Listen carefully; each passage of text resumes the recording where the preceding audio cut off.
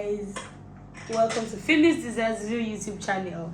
Today I'm not very ecstatic, I'm not very excited, but I just thought to come online to show you guys some things that happened. All right, so I baked up my very amazing recipe of cheesecake, and look at what I had as a result. See, please, you guys should not cry for me. Let me tell you what happened.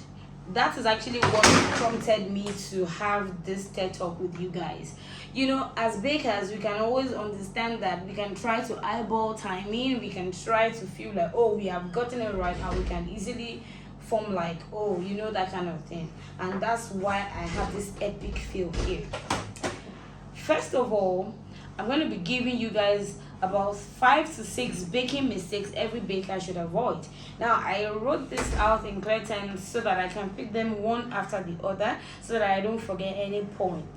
Alright, for me, this recipe was perfect, amazing. If you want to know what my recipe is about cheesecake recipe, right now, this is actually the strawberry cheesecake formulated from the regular cheesecake, the regular New York cheesecake. Those that have tried it in the time past knew that it's an amazing recipe. So how did I get to this? It was just simply my baking time.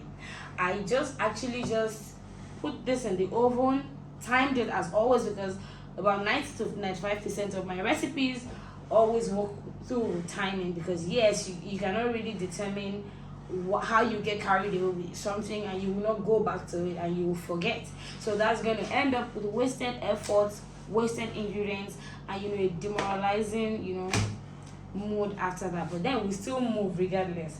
So for this one, I popped it into the oven and then I timed it, and for some reason I didn't have my phone around me at the time the alarm for the timer went out. And by the time I remembered, about 10 minutes or about 10 to 15 minutes after that, I opened my oven and my heart was shattered. Trust me, but what would I do? So I just got the motivation to come share with you guys so that you can also avoid making this sort of mistakes that would actually discourage you, okay? Because you guys know how cream cheese is so expensive in the market right now.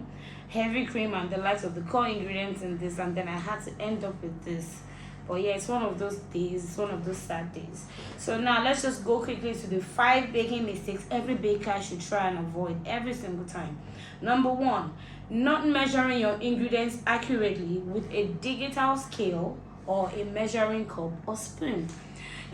As bakers, some of us try to think that, oh, okay, I can just eyeball this because I've been baking over the years and I know what I want. For instance, that 1 teaspoon of salt, and then you just take the salt and sprinkle it over your batter because you feel like, oh, I'm making a large unit and it's not going to matter anyway. Trust me, it's going to matter a whole lot for those that want to make sure that their integrity is very, very uncompromised, and your taste, the result that comes out every single time isn't altered or isn't inconsistent. You need to measure even to the last bit of salt that goes into your batter. That way you can go to bed knowing that if any other thing goes wrong with your batter, you are already sure that it's not in the ingredients you measured out. And you can only do that with something very accurate, like a digital scale that can give you numbers up until the last figure. But for some recipes, you don't even need a digital scale. You will work with a cup or a spoon, and they all have their marks on it, so you follow through with it strictly. Number 2, undermixing or overmixing your batter. If you undermix your batter, if you ever have a situation where you undermix your batter, you might end up with clumps of flour or clumps of dry ingredients seated in your batter whilst it is baked through. So when you cut through, you'd see some clumps of flour in it. Now put yourself in your client's shoes. Like if you were the one that ordered a cake or a baked product and you see clumps of flour or anything that looks like it's not well incorporated in the batter, I'm sure you'd rather not be impressed. You'll be actually very disappointed. So whilst we're working, we should put ourselves in the shoes of the clients and try to deliver to them what we would like to be delivered to us. In the same vein, rather, overmixing your batter even poses more problems. Like in some recipes, overmixing your batter even toughens the batter. So in a situation whereby your batter calls for folding in just in a few strokes, and you keep turning it, and you keep turning the batter vigorously and aggressively, you're going to probably end up with a hard result, like maybe a cake that would have the texture of bread, as against it having a fluffy cake like texture. So you need to understand your batter, your recipe per each one, because I already said this before, I'll say it again, that different recipes have different mixing times, different mixing techniques, and different mixing methods. So you need to know which one works or whatever it is you're baking at that time. That's why you're the baker, and that's why you need to understand the theoretical part of whatever you're baking before you enter into the practical aspect. Number 3, using too high baking pans that will delay baking and alter your texture. This right here is so important here, because most of the recipes we have right now don't require too long baking time. And now let me tell you the formulation of baking. When you put your cake in the oven, a proper recipe that is actually 100% with a good oven, it starts baking from underneath and then bakes up onto the surface, and then the center point is where bakes last. That's why most recipes will tell you until the toothpick inserted comes out clean, because all other sides would have been baked and then you have just the center point left. So once the center point is not left to be baked, then you have an underbaked cake. Yeah, right? So if you use a pan that is too deep, you see the process of it baking on the underneath will be normal, but the process of the heat traveling all the way to the top and then getting back into the batter will take a longer time.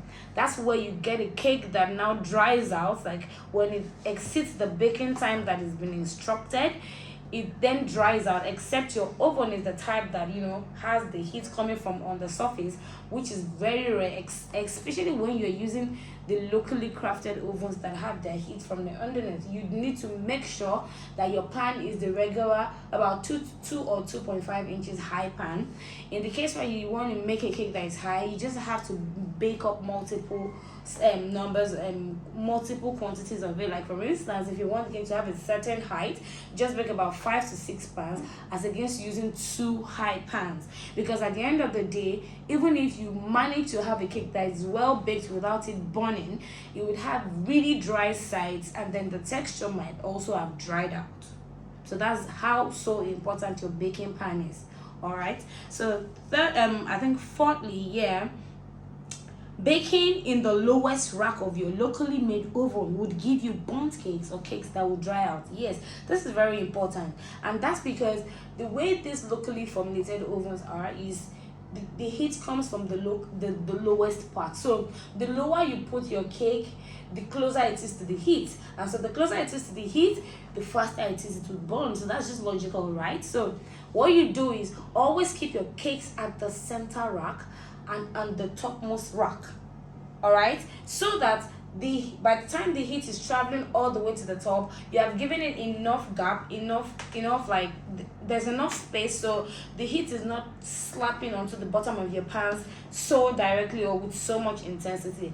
The only kinds of ovens that you can use to bake all through the layers are the convector ovens. These are the imported ovens that come either in the electric form that can also be used as the gas oven. All right, so those ones have an evenly distributed source of heat, comes from the side, comes from the top, and comes from underneath. So once you put all your cakes in it, everything almost even bakes at the same time, despite the fact that one is in the lowest rack or one is in the uppermost rack. Now, why this is actually nicer, it is actually not so cheap. All right, they are not very economical. So for bakers that are just starting, I would rather not you try and put yourself under so much pressure by trying to go and get that one, even when it's not very comfortable, convenient, or if you have not even been able to gather the resources to be able to get that. And that is actually a lot better for bakers that have a bulk order, because they all come in the big sizes, except to use the tabletop type, which is also available. These are new innovations, but even at that, your locally made oven, once you can regulate your heat properly and you can actually work with that and you can start with it, you would still have amazing. I still have my locally made ovens and they bake my cakes amazing. All right, so it's just the technique and the timing that you need. And most locally made ovens these days anyways, they already come with the locally worked in thermometer, so you can always use it. So it's not like you're using charcoal or anything. It comes more like it's the electric or the gas, just that it has a thermometer, and then it's not convectual anyway. So that's that. So you need to know that. And then talking about, I think this is about the fifth point, using too much sugar, all right, to kill a somewhat bitter ingredient. For instance, cocoa powder. There are a lot of chocolate cake recipes out there that require cocoa powder. Mine requires cocoa powder as well. But the thing, let me tell you what this does. When you put cocoa powder in your recipe, that's what I do anyway. It gives you good results, okay? But some people or some bakers have gotten it in a way that they feel like, oh, because there's cocoa powder in this, I need to add up more sugar to kill the taste of the cocoa powder. If you have an amazing recipe that has all other components in place, there are other ingredients that would be in your recipe that would kill that taste aside sugar. See, sugar is for strengthening of your cake structure, and then it's for sweetness, but it's not supposed to be too much, or else you just end up with this sugary slap of butter that will just give you this settling aftertaste in your taste bud. So now the bitter ingredient that you're trying to quash will now start interacting with the sugary content, and then you just end up with, you know, something that might not be so appealing to the taste bud of your client. On the other hand, if you use too less sugar in your recipe, you'd end up with a cake that might likely be dry. Because as much as the cake is for, I told you, sugar is for strengthening, like structure, sugar is for sweetness, and also it's for moisture. So if at any point you add too less sugar, you are also altering the moisture of your cake, so you most likely end up with a dry cake. All right, yes, it might not be too sweet, but it might be dry. So you as a baker need to understand your recipe and know how to modify things properly to make sure you have the perfect balance of sugar, a perfect balance of every other ingredient that goes into your batter to give you an amazing result. Note that if your sugar is too much in your recipe, you'd always experience this condensation thing that happens when your cake comes out in the oven, especially when it's an oil-based recipe. You have this wet, result on the surface that seems like the cake is sweating out. That's because the sugar reaction is a lot, and then of course the only way it can just come off easily is just to evaporate, and then it comes all the way to the surface, and then it looks like there's water or oil or whatever it is poured all over the surface of your cake batter. When you see that, you need to check your sugar, or you need to check your flour, because if you also have less flour in your recipe, that can also happen. But typically, and also when you have a cake that results in having a sinking center, you need to check for your flour and you check for your sugar. So it could mean that your flour is too less, or it could mean that your sugar is too much, or it could mean that your temperature in the oven is too low. All right, so you need to note these points. They're very, very important. And again, I'll say again that because you don't want to, so you need to strike a balance. I said that already. Now, using too much flour because you assume the batter is too runny. This is a lot of mistake a lot of people make. Like you have followed the recipe through, and then you've ended up, especially if you're trying the recipe for your first time, and it seems like it's a bit runny more than the recipes that you've had in the past. Trust me, just go ahead to bake it. When you bake it and then the result comes out, before you can know, maybe by the second time you need to add more flour or anything, because most of the time the result is not in the running texture. Now, for most of my oil-based cakes that are moist and really nice, they don't come out like a thick crumb. They come out in like a thick running consistency, because these are oil-based cakes that actually sit properly for dessert cakes, and as such they need not to hold up so much weight whilst you pour them into the batter. So I hope you guys understand all of this. And then the last thing that I have here is overbaking a cake by keeping it longer than necessary in the oven is also a very big no. Please guys, if you put up your cake in the oven and it states that 25 minutes mark of time, please ensure to go back and check at the mark of that time.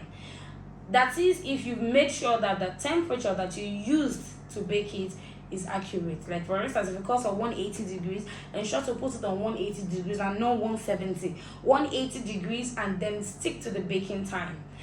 As much as possible, you will always end up with the results that which the recipe calls for. Really, don't think, oh, it's not done, let me just, except of course your oven is not well regulated, and then you put your tester or your toothpick in the middle part and then it comes out wet, logically it's not ready. But just make sure to keep checking at close intervals so that you don't end up with something like what I have here.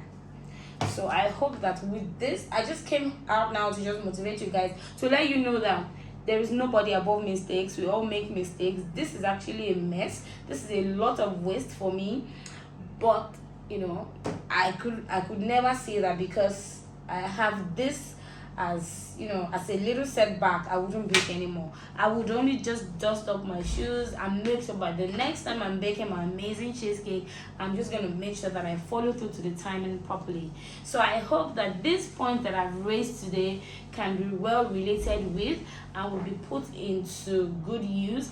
And I do hope that you guys would, you know, put them in place and bake up very amazing nice cakes that come out with nice taste, nice texture, nice size, and nice appearance overall. All right, so that's going to be all for today. I hope you enjoyed class. I hope you learned something new or a few new things that you're going to put into practice. So yeah, as always, I remain your favorite girl, Phyllis Dessertsville. Till next time, guys, subscribe, hit the like button, drop your reviews as always. If you have anything you'd like me to talk about, always drop it in the comment section and I will try to treat it as urgently as I could possibly do. So till next time, guys, I remain your favorite girl.